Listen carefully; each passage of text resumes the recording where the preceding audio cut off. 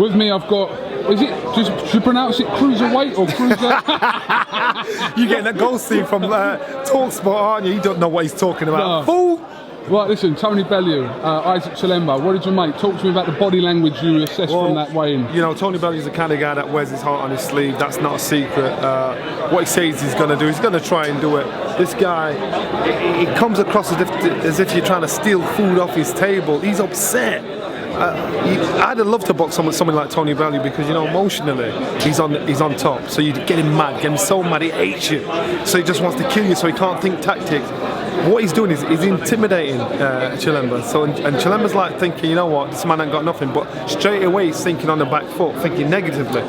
Tony BELLEW's doing the right thing, putting it on him to say, you know what, when we get in the ring, we're having a tear up. We ain't no friends. We might be friends afterwards, but until that happens, we're having a tear up. Put him there, he's there, and he'll try and, you know, CHILEMBA up, and, you know, tell him the right things what to do. But he understands.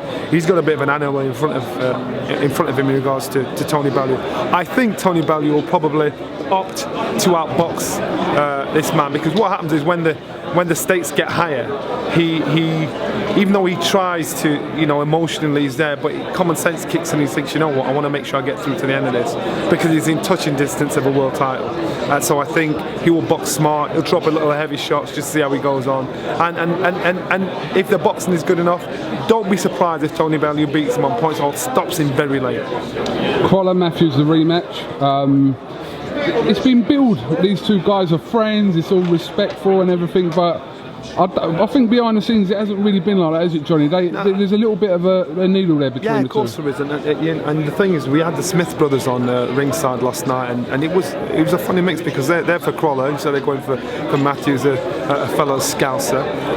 But the other thing is, you know, you hear lots of rumours about what's happening in the gym. I heard CROLLA's been knocked out, you know, there's been a bit of emotion going on there. These are rumours, but they've got to start somewhere, so something must have happened. I saw David Matthews out there in New York working hard, putting the work in. In their last fight, you would have to side with CROLLA to say that he's technically the more judicious of the two. But when it comes to heart, maturity, grit, you know, David Matthews came back and did it. But now he's got the win. You know, CROLLA will know that's in his head. And he just didn't get rocked once or twice. He got rocked a couple of times. And David Matthews, you know, his tenacity, his maturity came through and put it on him. So that will play on CROLLA's mind. Now, listened to the radio last night after our phone call. Backing David Haye all the way. You know, yeah, of course. Absolutely. I mean, listen, TalkSport is predominantly a football channel, football station. Let me tell you, I like the boys off TalkSport. Yeah. They're good, but they tried to hijack me last night. And then when you're talking about fighters and being disrespectful the way they were being last night, that's what gets my back up. Because I'm a former fighter, I understand what commitment it takes. So if you're going to try and hijack me on radio, I will give it to you back exactly. I will talk to you in a language that you don't understand. They've never been hit in the face. They've never had to take themselves away from their friends and family and put themselves in training camp. They don't understand that. They just see the end result.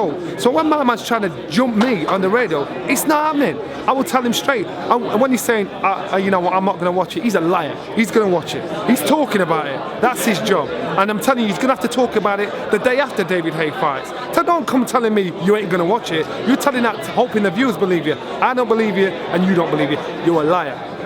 Whoa. I'm telling, don't hijack me. You know, I'm with you. You're not telling me, I know. Like, I was listening to it, and like, you know, you and Colin Hart were on it last night, and it just seems like I said, I always think of TalkSport as predominantly football. Them are no football.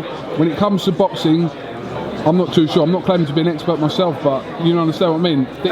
You can't tar everybody by the same brush, because the boys on TalkSport generally are nice guys, they're good guys. But I think what Goldstein tried to do on me last night, they tried to hijack me, thinking I'm going to start stuttering and not knowing what to say.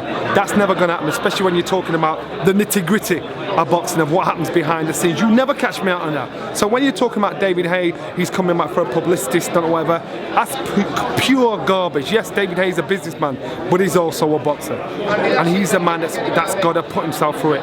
It isn't easy. Tell that man to go on a diet for a week. See if you can do it for 1 week without getting hit. And then let's have the same conversation after it. All right, well listen, Johnny Nelson, I'm sorry to have angered you. Yeah, you upset me. I'm sorry, Johnny, but Django. KUGAN, CASSIUS, Johnny Nelson, I from London, here in Liverpool. I'm gone, man. Django.